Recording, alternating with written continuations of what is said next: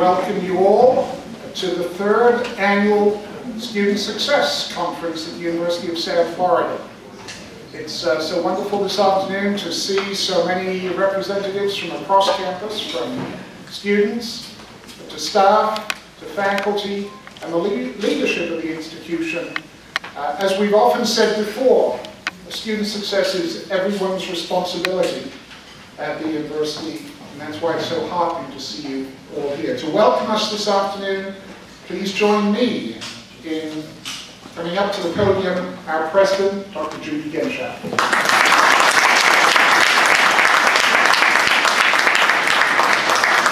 Well, thank you. Good afternoon, and we're pleased to welcome to our visitors to the University of South Florida. Thank you so much for joining us and helping to celebrate our students and those that teach our students. It is such an honor to host the 4 United States Professors of the Year honorees.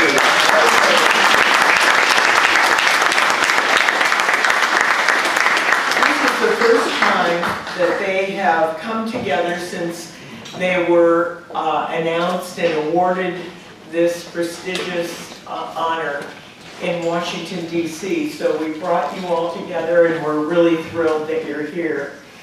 And please join me in welcoming Lois Roma Deely, Professor of Creative Writing in Paradise Valley Community College in Phoenix, Arizona.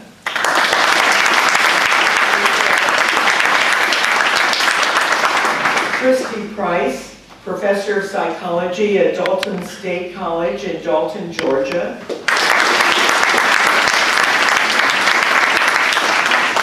Todd Pagano, Associate Professor in the Department of Science and Mathematics and Director of the Laboratory Science Program at the Rochester Institute of Technology's National Technical Institute for the Deaf in Rochester, New York. And I'll just stop there for a moment because when he left, he was the only one that had difficulty flying in because he had to wait for the snow to stop and for the ice to de-ice the airplane. And he is the one in Florida now that is wearing both a t-shirt, a shirt, and a sweater, and a jacket. So you're here and you are prepared for air conditioning. And of course, our own, yes, Professor of Mechanical Engineering, Atar Kha, who has made us so proud with the incredible work that he's doing with our students, as well as tens of thousands of engineering students around the world who access his lessons through social media and YouTube. And some of you may have seen his billboard.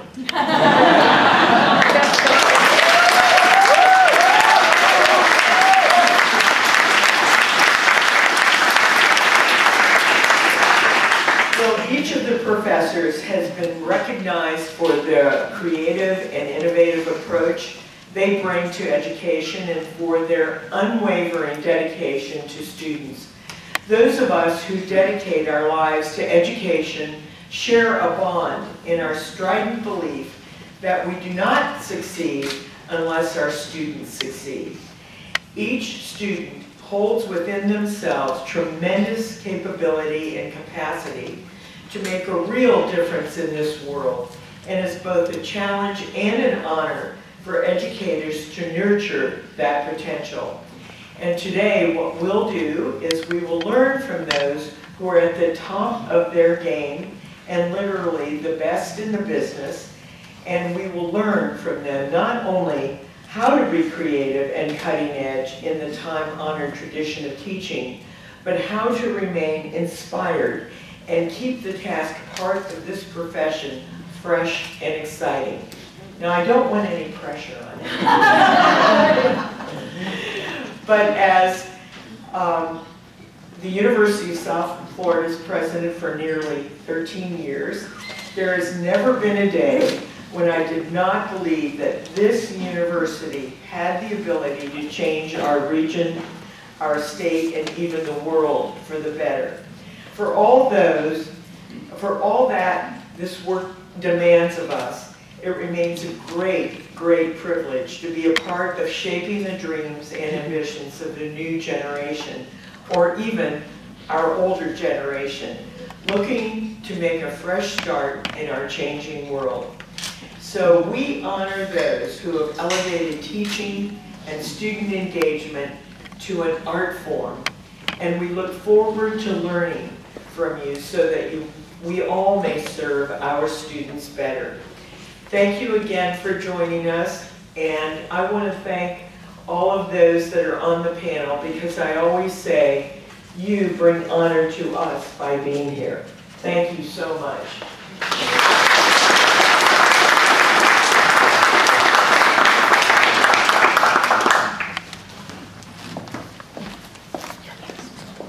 Thank you, President Demshaft. And now to bring some remarks on behalf of the faculty, our President of the Faculty Senate, Dr. Greg T.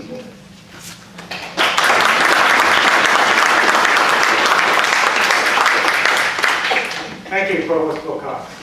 It is a privilege indeed to continue the welcome, especially to our distinguished guests, and to all in the audience, including the many faculty who are here to celebrate and learn from our most outstanding colleagues in the profession. I was asked to say a few words given my role in the Faculty Senate, which makes sense. Faculty to faculty to faculty, something of a self-help group. Hello, my name is Greg, and I'm trying to learn how to teach better. Peers at higher stages will draw us up, as in a self-help group. Perhaps the most helpful thing that I can do for those who did not see anything of the award ceremony is to reflect on some of the words spoken there by leaders of the sponsoring organizations. I'll start by taking quite directly from the comments of John Lippincott, President of the Council for Advancement and Support of Education. He described these four professors as exceptional for their intentional, innovative, and inspirational approach to the classroom experience.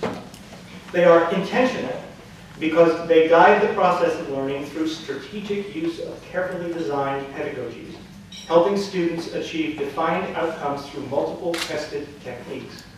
They are innovative because they use multiple technical and interactive tools to engage students in learning. And they are inspirational, not just through their subject matter knowledge, but because they exhibit great passion for teaching, for their own lifelong learning, and for making a difference in the lives of students. What we need as a field is to emulate these models of excellence on a large scale. What we are doing here is consistent with some ideas about how we might do that. Anthony Brick, president of the Carnegie Foundation for the Advancement of Teaching, has explicitly imported strategy and framework from another field where practice also profoundly affects us all, healthcare. The Institute for Healthcare Improvement has articulated a triple aim. In short form, better care, better health, lower cost. For Brick and Carnegie, the triple aims of educational improvement are increasing overall effectiveness, enhancing student engagement, and becoming more resource efficient. Thus, as with healthcare, we are challenged to improve the process and the outcomes without at the same time making the enterprise more expensive. As with healthcare, we will need to use the science of improvement. Best practice is no longer necessarily just whatever we ourselves learned, however we learned it. Doctor knows best has gone the way of house calls in horse-drawn buggies. We too should move our practice forward using the best evidence for what works. Our panelists do this through taking a scholarly approach to teaching and learning, incorporating findings from the literature whenever possible to serve their students' needs. And, as with healthcare, we will be most effective in taking ever better teaching to scale if we incorporate lessons from the science of implementation. What we are doing here is actually a good example. In implementing evidence-based practices, we are most disposed to learn from our peers. Notwithstanding the partial utility of various external incentives and compulsions, we progress best in complex endeavors like ours when we are drawn to greater heights by the shining examples provided by well-informed early adopters and thought leaders among fellow practitioners. Self-help. Our outstanding professors are devoted practitioners of continuous quality improvement in the classroom, whether actual or virtual. Again, our challenge as a field is to take these examples to scale.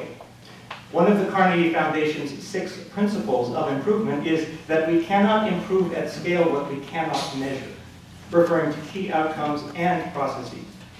But we don't really measure very well what our honorees actually do, certainly not yet well enough to take to scale, in part because we still need progress in defining just what that is.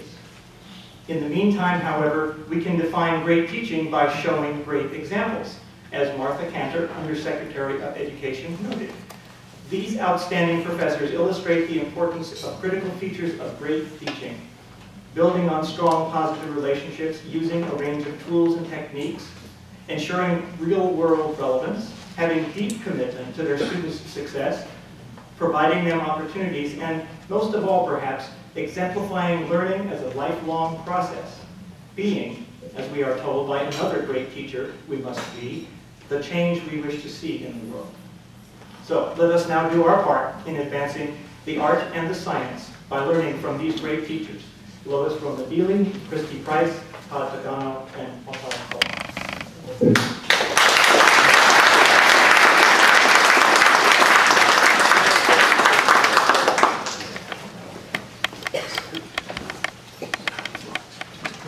Thank you very much, Greg, for providing those words that will prompt us to reflect throughout the next couple of hours, I am sure. Let me share with you something of the structure of this afternoon's conversation, and I do want this and expect this to be a conversation. You haven't come here to listen to me or other members of the University of South Florida community, with the exception of one very special member who's being recognized this afternoon, but rather you've come to hear and to learn from some very special members of the Academy that have taken precious time away from their classrooms to join us. You've often heard President Genshaft and I echo that nothing is more important at the University of South Florida than the success of each and every one of our students.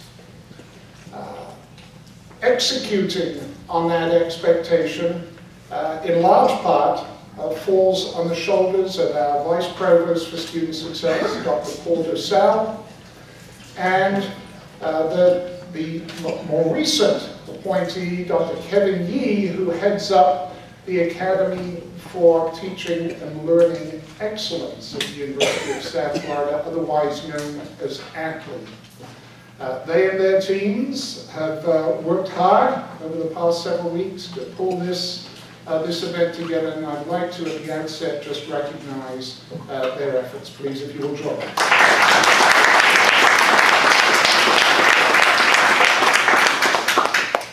Even as we've been wrestling over the past few years with understanding this phenomenon of student success, I think what we've come to realize that student success means many different things to many different people.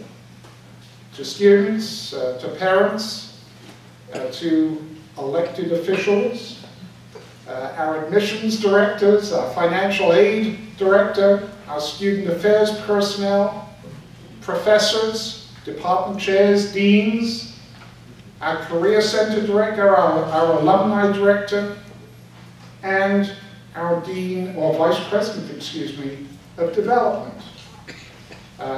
Those that track our students, if you will, in the nicest possible way, from cradle to grave. I said in the nicest possible way. As I said earlier, you're not here to listen to me. We want to give you an opportunity to ask questions of our special guests. I'm going to lead off with one or two questions, and then we're going to open it to the floor and give everyone the opportunity to step forward and challenge our guests. We had a nice lunch today, but there is no free lunch. We're going to put you to work, and we're here.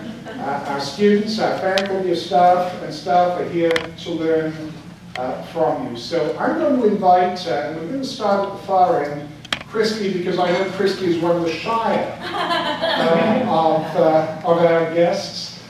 Just to invite each of you to describe briefly your pathway into education, and higher education in particular. And as you stepped into the classroom, what you only wish you knew then that you know now about the importance of delivering quality instruction and enhanced student learning. So, Christy? Well, it was a rough journey. It was just a short time in the state penitentiary before I think I was one of those people who really stumbled upon teaching, and I just, by show of hands, how many of you actually planned a career in teaching? See, not even half of the audience here, and so in that way, many of us relate that I actually started out in counseling psychology and did want to help people, but when I had my first opportunity to teach, fell in love with it immediately. I think the critical component to all of this, though, as we've been talking throughout the day with some of the other people on campus, is that we truly care about students and care about their learning, and that has always been true for me. My colleagues and I, we've discussed how we've had a mixed experience with professors ourselves, and I think one of the most motivating things for me, and I say this to my students often, is that I want to be the professor that I wish I had.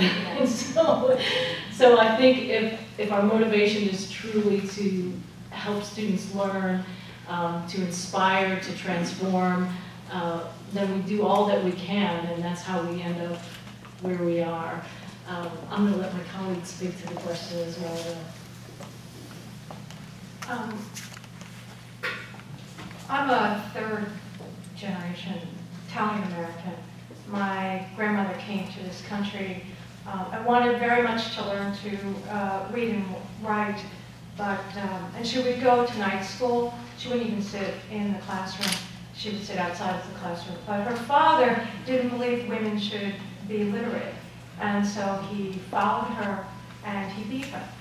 And so my grandmother could not read, and she was very smart, but spent the whole rest of her life not being able to read or write English or Italian. And so that's been a story in our family that really has made education very precious to us. My older brother was a high school teacher for 33 years. He was the first person in our immediate family to graduate high school, never mind college. But he's older than me. He's like way older than me. So I like to remind him. And he would come home. I was 12 years old. He would come home first year in college, and he would read to me Wordsworth at the kitchen table. He made me cry. We were 7. Oh, Nick, it's so sad. He was had a minor in philosophy as well as in history. And so I would help him write his papers. He goes, come downstairs, come help me write the paper. But what he taught me, and he would teach me in spite of myself, you know, and he wouldn't let me get away with anything. I mean, he would say to me, what's the nature of good and evil? I'm like, I'm 12 years old. I swear this is absolutely true. I can remember it like it was yesterday. And he said to me, without skipping a beat, you're not thinking. What is the nature of good and evil? I'm like, oh man. So I answered it. So I had that background, which kind of made education and learning really my heart's compass. You know. But as an undergraduate, I have to say, to echo what Christy said, I didn't want to be a teacher because I didn't think I was any good at it, and I didn't want to do it. And then I took a job as an undergraduate in a tutoring center, and the person who hired me interviewed me and said, well, you need to teach study skills. I'm like, I can't teach. And I did, and he said I was good, and here I am now. So anyway, I wasn't funny. That's awesome. Thank you, Lois. Todd? So I'm a chemist by training. I'm not a teacher by training. I don't speak as eloquently as my colleague Christy does about the pedagogy of teaching and learning. I do think I did have some teaching embedded in my DNA. I come from a long line of college faculty. Both my parents are college faculty members. I think my position needs a little bit of explaining because I do teach at a very unique institution. I teach at Rochester Institute of Technology's National Technical Institute for the Deaf. And you're going to hear a lot of my experiences comes from interacting with deaf and hard of hearing students. And I want to assure you, I'm not going to assure you that I have any good advice for you, but I'm going to assure you that some of the things that I do for deaf students are certainly work in favor of my hearing students as well. So I have a motto sometimes. I say, what's good for the deaf students is good for my hearing students. And I was telling the president at lunch, what student couldn't benefit from a faculty member slowing down, or for making presentations or things more visual? I mean, it just works. I do want to tell you, I do want to recognize some people, and I want to tell you there's a unique connection between USF and where I work at RIT's National Technical Institute for the Deaf. And in fact, the founding father of NTID is one of your own now, Bob Frazina Sr. over here.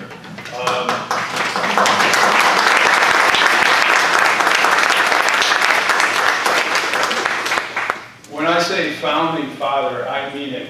He is the founding father of the National Technical Institute for the Deaf. And I had a great opportunity to have lunch with him and hear some of the history of it, and this unique place he helped to build that he called the Grand Experiment. And could we educate these students? Could we give them the roots of their trade? Could we teach them their applied knowledge, self-advocacy, lifelong learning skills that are especially important for these deaf and hard of hearing students? And could we do that alongside their hearing peers at Rochester Institute of Technology? So I had the good fortune of visiting the Global Center for Research, Global Center for Hearing and Speech Research, which is run by his son, Bob Frazina Jr. And if folks haven't had the opportunity to go visit that laboratory, I certainly encourage people to do some fascinating things. A whole cadre of research is happening over there. And this is a segue into, I want to say bravo to the University of South Florida. USF has, just the fact that you have a student success office, just the fact that you've hired the skilled individuals to think about student success, and it comes all the way down, all the way from the president. Everybody actually believes in student success here, and I think that is remarkable. I think that is incredible. You're both talking the talk and walking the walk here.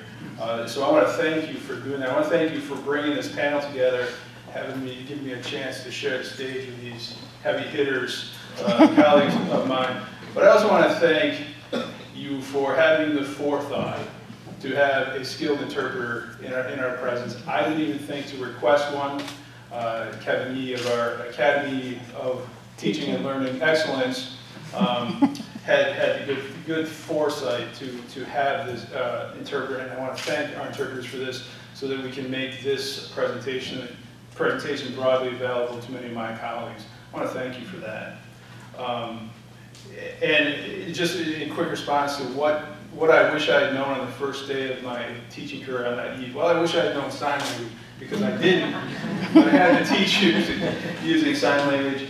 But I really wish that I had known that you could let passion drive your teaching. I really wish I would have, and the provost probably isn't going to want me to say this, you're going to try to figure out a way to mute my mic. I wish I had thrown away my contract, my letter of hire, and my tenure guidelines, because though they're important, they're things you have to pay attention to. If you teach with passion, if you really care about your students and the scholarship of your field, the other things will fall in place. And I wish I knew that when veteran faculty members told me that your wide-eyed, naive passion for teaching was unsustainable. I wish I knew back then that I could tell them, well, politely and professorially anyway, to get out of my path towards effective teaching.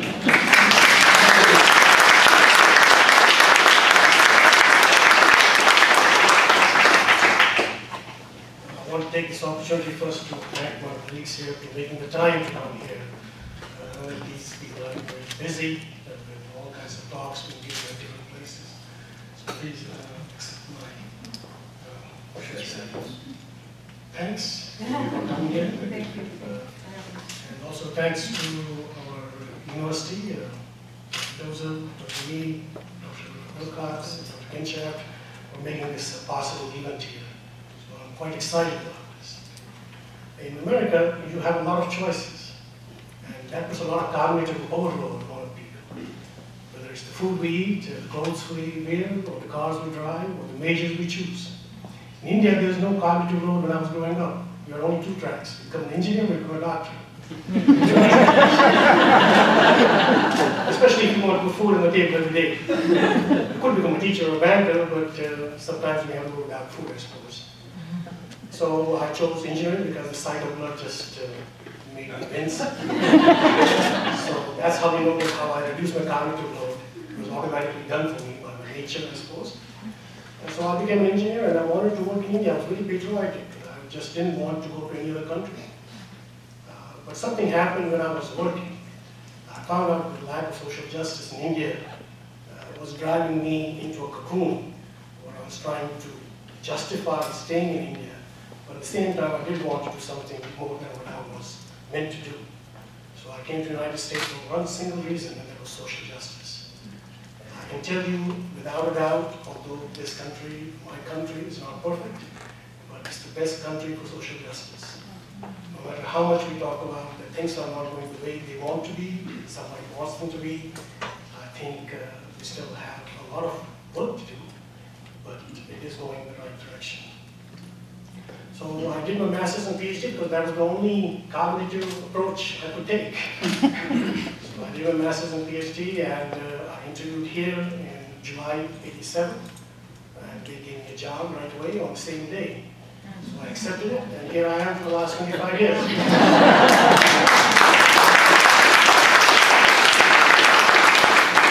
I thought that I had some kind of a story to tell.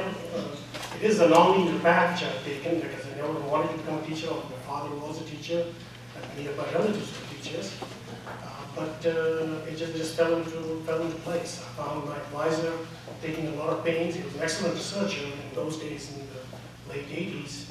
He was bringing a lot of emphasis on teaching as well. He will, every class he started to work on, he would make new notes, not those yellow notes which most of us carry, because of the sun being on them for so long.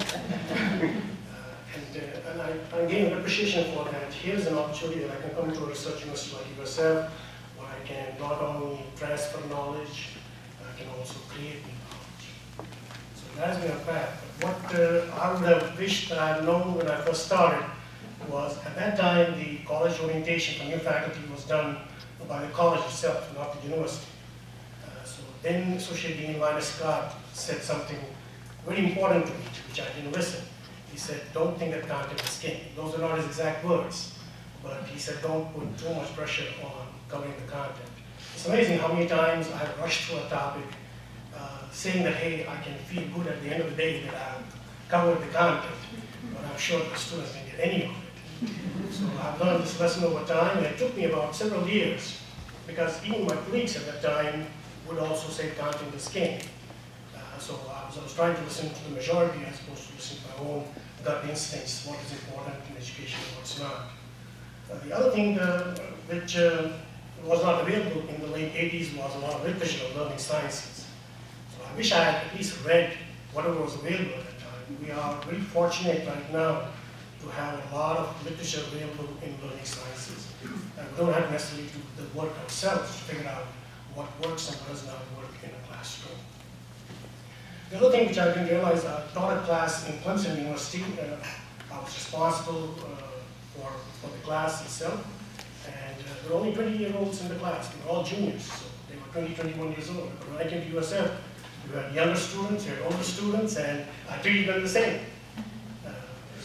What I realized is that older students like more collaborative work, and also that they want to, they immediately want to see relevance to what they are learning.